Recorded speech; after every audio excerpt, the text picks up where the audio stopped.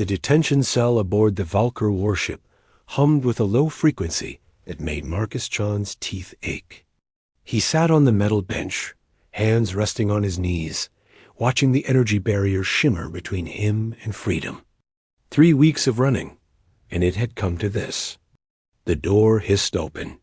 Captain Bellatrix entered, her crystalline exoskeleton catching the harsh overhead lights. She was tall, nearly 8 feet, with 4 arms and eyes that reflected ambient light like polished onyx. Behind her, 2 guards took position outside. She studied him for a long moment before speaking. Her translator device rendered her clicking speech into flat, emotionless English.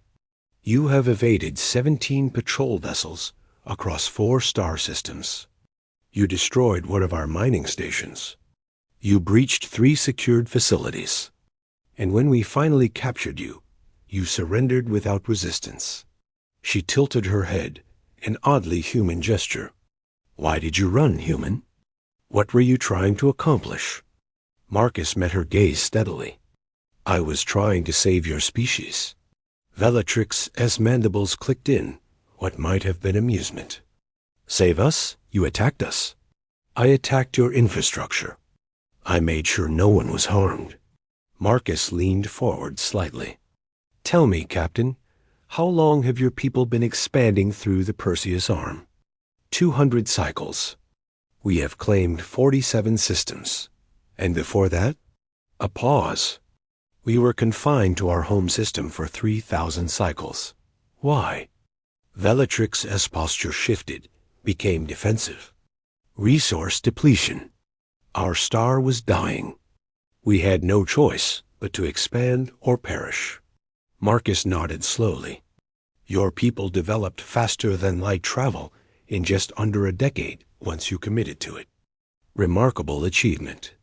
Desperate times breeding innovation. You know our history.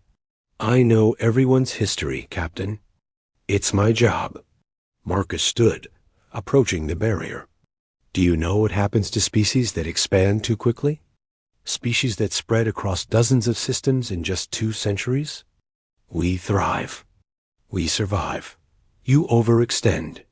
Marcus's voice was gentle, like a teacher explaining a difficult concept. Your supply lines become impossible to defend. Your infrastructure spreads thin. And then someone notices. Bellatrix was silent. There's a species called the Krelll. They live in the galactic core region, about 8,000 light-years from here. They've been watching your expansion with great interest. Marcus watched her carefully. They're waiting for you to spread just a little farther, to commit just a few more resources to distant colonies. And then they'll strike. You're lying. I'm not. Marcus pulled a small data chip from his pocket, holding it up. Your guards missed this. Deliberately. I wanted you to find me, Captain. I needed to talk to someone with authority. This contains surveillance data from the core region. Krelll fleet movements. Strategic assessments. Invasion timetables. Bellatrix stared at the chip. Why would they attack us? We've had no contact with them. Because that's what they do. They let young species exhaust themselves with expansion, then sweep in and claim everything. They've done it 43 times in the last 10,000 years. Marcus's expression hardened. Humanity found out the hard way. Humanity has only 5 colony worlds. Now we do. Marcus's voice dropped. We used to have 72. The silence stretched between them. Outside, the ship's systems hummed and clicked. Somewhere distant, crew members called to each other in the Valkyr language. You're saying your species was attacked by these Krelll 130 years ago. We'd been expanding aggressively for about 2 centuries. We thought we were building an empire. Marcus laughed bitterly. We were building a target. They hit 20 colonies simultaneously. Billions died in the first week. We fought back, of course. Humans are good at fighting. But they were better, and they'd been preparing for centuries. How did you survive? We didn't win. if that's what you're asking. We retreated, abandoned 67 colonies, fell back to our core systems and fortified them, made ourselves too expensive to be worth conquering. Marcus gestured around the cell. This, your military technology? It's about 50 years behind where humanity was at our peak. The Krelll will go through you like paper. Bellatrix S-Translator was silent for a moment. When she spoke again, her voice had changed. If this is true, why help us? Why not let us fall? Because I've seen it happen. Because billions of your people don't deserve to die for their leaders' ambitions. And because if the Krelll take your territory, they'll be that much closer to human space. Marcus moved back to the bench, sat down. Enlightened self-interest, if you want to call it that. You attacked our facilities to get our attention. I needed to make enough noise that someone important would want to know why. Someone who could actually do something with the information. He nodded toward her. You. Bellatrix approached the barrier, studying him closely. This data chip, it could be fabricated. It could be. But you have long-range sensors. You can verify the fleet movements. Send scouts to the regions I've marked. See for yourself. Marcus held her gaze. You have maybe 8 months before they move. That's enough time to consolidate.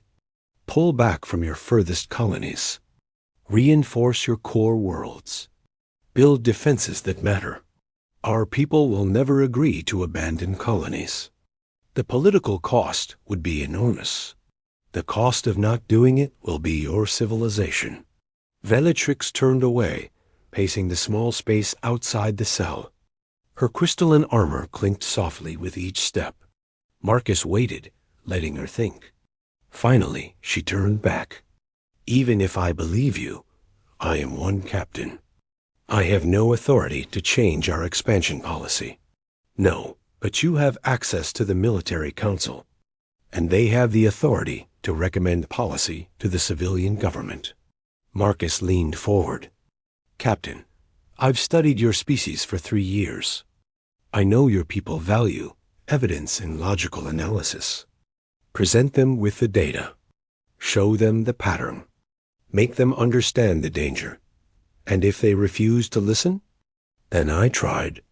Marcus's expression was weary.